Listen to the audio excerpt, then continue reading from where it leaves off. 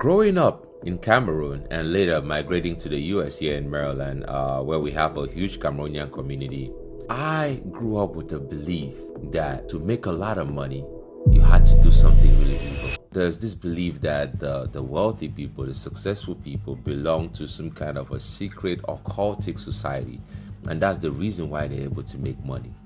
I remember when I was very young, there was a very successful businessman back home in Cameroon, in Bamenda to be exact, where I grew up. He was very successful, one of the wealthiest businessmen back then.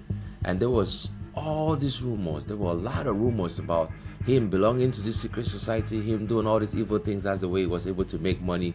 And I still remember as a very young man, I even had a nightmare. I had like a bad nightmare about the guy, just from all these rumors that I was hearing. What I did not realize is that moment, that nightmare, all those stories that I was hearing at a very young age, mind you, when your mind is still fresh, is still open to suggestions, locked in a belief in my mind that making money was evil. You had to do a lot of evil things to make money. What I did not realize is that belief was actually causing like a self-sabotage in my pursuit for success and my pursuit for wealth. Because guess what, guys? What I later on learned in life is there's a part of our mind that works even when we're not aware that it's working. And the only goal of this part of our mind is to keep us safe, keep us away from trouble. So anything that it determines as trouble, it locks it in. It's like a computer program. It locks it in, and anytime something is coming in that is going to lead to that trouble, it does something. It leads you up to another part to avoid you from getting in that trouble. Commonly referred to as the subconscious mind. The goal of the subconscious mind is to keep us safe and keep us away from trouble. So when you have a locked-in belief about something, your subconscious mind will do everything possible to prevent you from getting down that path. And that's exactly what was happening to me. I was seeing myself getting success in life, whether it's my career, but when it comes to money, like doing things that was going to sabotage my growth, or avoiding going after bigger goals because I had that innate fear, but I did not realize it. The interesting thing is it doesn't come out like, oh my God, this is bad. No, it comes up with all kinds of excuses that keeps you away from moving down that path. And that's exactly what was happening to me. It wasn't until I came to that realization, that awareness, that I was able to get rid of that belief. And when I was able to understand that belief and understand that it's not true, the moment I realized it's not true, it was a moment when crazy doors and opportunities opened up to me. Because at that point, I could pursue whatever dreams I had. I could pursue whatever goals I had without having that innate programming that prevents me from moving forward. And that is how the journey to building this $243 million real estate empire began. By the end of this video, you're going to understand how some beliefs that you inherited, that you're not even aware of, might be holding you back from getting the life that you truly want. You're going to learn how you could get rid of those beliefs, become aware of it, and replace them with much more powerful beliefs that are going to move you forward. So stay to the end. And guys, if you're not yet subscribed to our channel, click on the link below to subscribe. If you keep enjoying content like this, and share it with others, because a lot of us here grew up with all these beliefs, all these stories that are holding us back and we don't know about it. So do not keep the value to yourself. Share it with others. Let's keep learning from each other and let's keep growing. Back in 2016, 2017, when I was dabbling in real estate and trying to get involved into investing and start creating other sources of wealth that does not involve me exchanging my time, so I jumped in and started investing in real estate. But before I could actually make that full force of investing in real estate, I had to come to that realization. I had gotten really down deep into personal development, and I got to this understanding of how the beliefs that we hold are actually what control our actions. And the sad part is this, guys. Most of these beliefs, we inherited them before the age of 7. Now tell me this. Do you remember yourself making a conscious decision by the age of 7? Do you remember yourself deciding to believe in something by the age of 7? So what you realize is most of these beliefs are not yours to begin with. You come into this world a blank slate, a blank software, fresh piece of paper. And then the programming, the voices, the beliefs of your parents, your cousins, your brothers, everybody around you starts getting fed into you. Your experience from the daily environment, the culture, everything that you get, it starts feeding into you. And these are the beliefs that build the foundation of your subconscious mind, that part of your mind that holds you, that guides you, that prevents you away from danger, that is supposed to move you forward. So depending on the beliefs that you get by that age of 7, that is what guides your life moving forward. So a lot of us moving out there are doing things today are not even understanding where those things are coming from. A lot of our actions are based on the beliefs that we inherited before the age of 7. But here's the beautiful part about it. Here is the interesting and the grateful, relieving part about it. Those beliefs are not fixed. They are interchangeable. Once you identify them and realize they're not true, you can get rid of them and replace them with much more empowering beliefs that are going to move you forward. Change the data in the software. Clean out the hardware and put in much more powerful information in there that is going to make the computer work even much further. And that's exactly what I did. When I came to that realization, this is what was holding me back. I made a commitment that I was going to change this and change it for myself. I had realized over the years from dabbling in different entrepreneurial ventures, from actually, now the beliefs about money, my beliefs about money came from me living in Cameroon. And as life will have it, I dabbled into trying a business in Cameroon, which was a trucking business. And I like to tell people that I got my MBA from the streets of Douala. And that was from that experience of trying to start a trucking business in Cameroon. But we experienced so many obstacles when my friends and I that were launching that business experienced so many obstacles along the way. But those obstacles led me to the understanding of how wealth truly gets created. Because those same people that in our culture are getting accused of belonging to what secret society, I got to see and experience how they create their wealth. Through grit, through hard work, through persistence, through innovation, and through creating value, enormous value that serves a whole bunch of people. So that experience has started already challenging some of those beliefs that I had growing up, that because this is what gets fed into you, and a lot of us growing up believing that.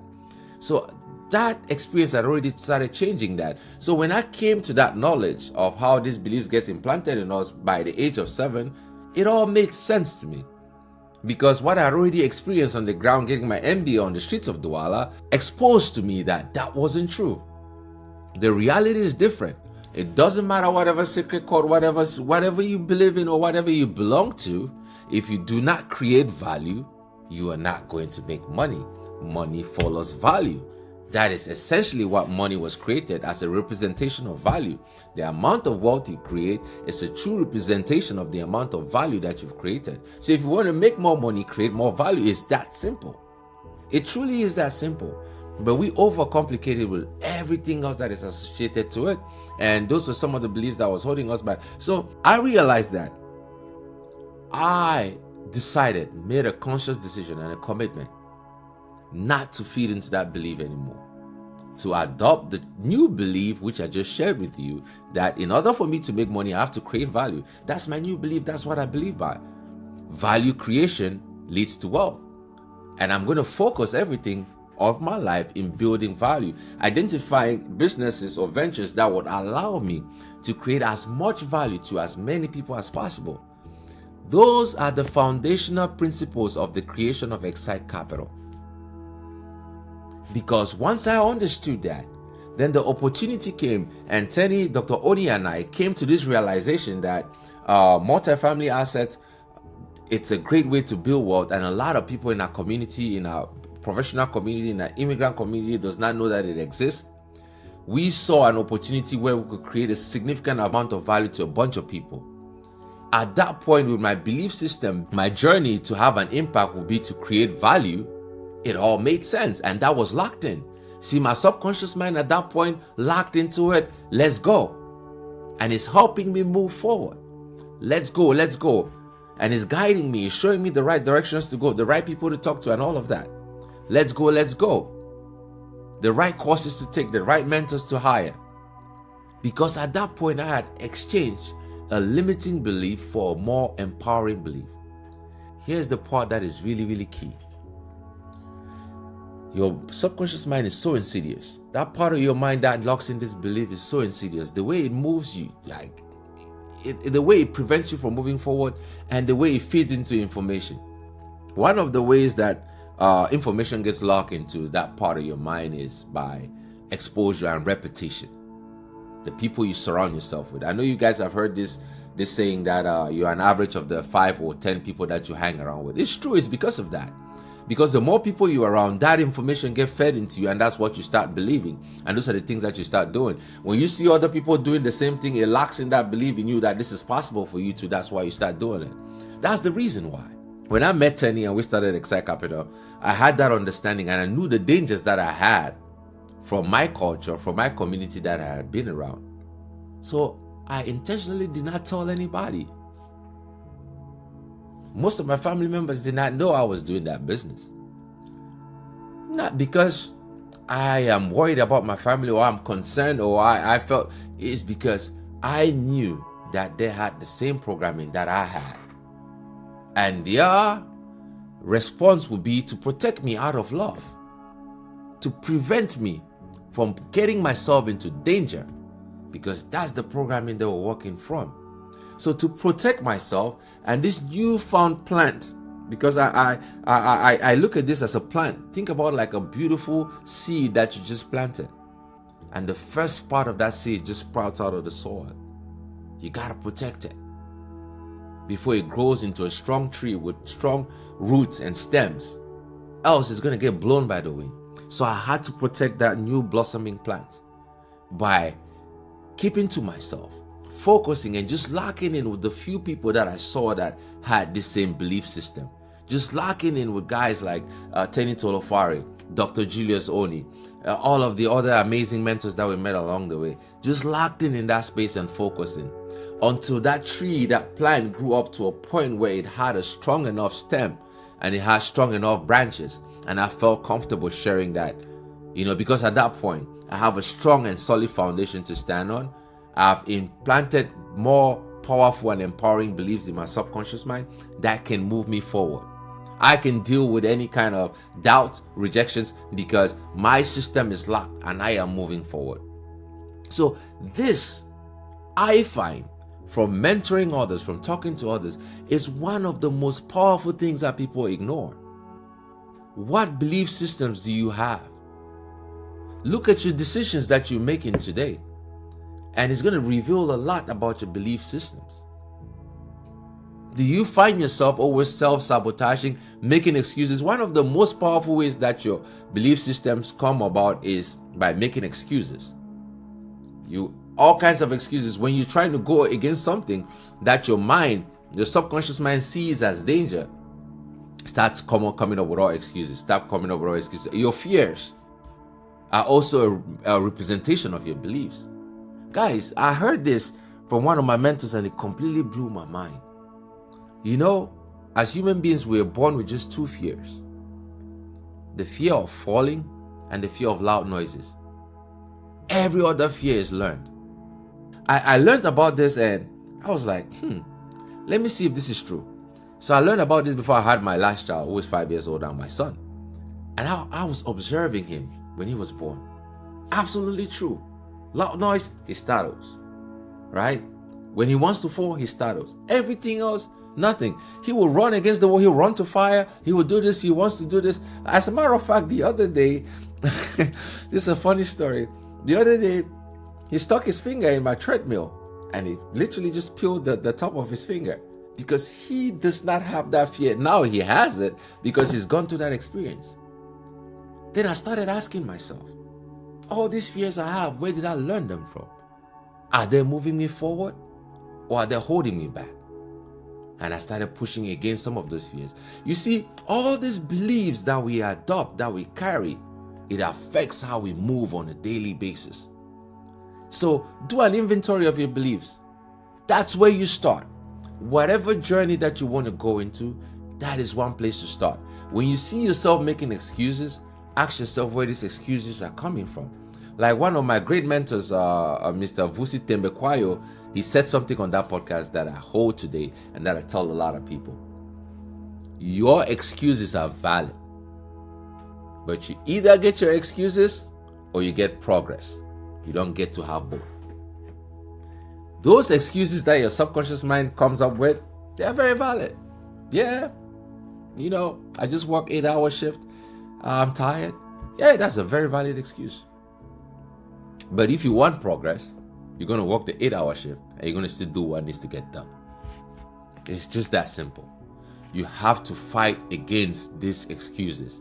When you start hearing those excuses, know that this is an opportunity for growth. When you start feeling that discomfort, understand that there are only two natural fears that you have. Fear of loud noises, fear of falling. When you start feeling that discomfort, what are you truly afraid of? Is rejection going to kill you? If somebody says no on the phone, from you picking up that phone and calling that investor or making that sale, is that going to kill you? Are you going to die from that? No. So everything else is learned. And even to this day, I'm still fighting. It's a constant battle, guys. But you have to come to that awareness, come to that understanding. To this day, I still feel discomfort on a lot of things, but I push against it because I understand that when I push against discomfort, I grow. And everything you see today, from my perspective as one of the partners of Excite Capital, I'm probably one of the guys that had the most limiting beliefs. My partners are amazing gentlemen. They are go-getters.